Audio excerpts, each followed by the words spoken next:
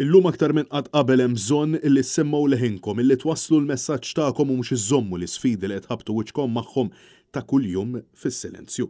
Il-Partit Nazzjonalista qiegħed hawn biex ikun ta' spalla u jgħinkom telbu l-awġ illi jkollkom. Sostna dan il-kap tal-Partit Nazzjonalista Bernard Grech kif flimkien mas-Segretarju Ġenerali tal-Partit Nazzjonalista Michael Piccinino kienet jindirizza attività soċjali organizzata fid-Dar Ċentrali.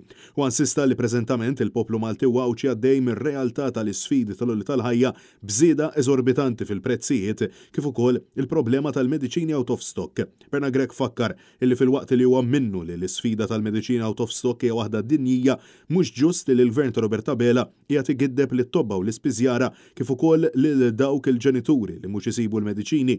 Dan għaliex saq illi limited stock huwa prattikament out of stock. Għaliex jekk ikollok ammont limitat ta' mediċini huwa ferm diffiċli għaċ-ċittadin sabiex isib il-mistura bilan illi tfejjaq l-itfal. Is-Segretarju Ġenerali tal-Partit Nazzjonalista Michael Piccinino min-naħa tiegħu insista li l-Gvern irid jgħid dak li huwa sewwa u mhux jipprova jpinġi lil poplu realtà differenti. Ta' fil-waqt li saq illi l-isfidi tal-importazzjoni kienu sa minn dejjem u għalhekk hemm bżonn li l-Gvern ikollu viżjoni fit-tul bilan illi ma jkomplix jixħet il-pis fuq il-familji Maltin u Ewċin. Intant, il-kap tal-Partit Nazzjonalista fakkar illi fl-aħħar ġimgħat ħareġ biċ-ċar kif il-Prim Ministru Robert Abela jrid idaħħal l-abort f'pajjiżna mingħajr m'għandu mandat mill-poplu sabiex jagħmel dan.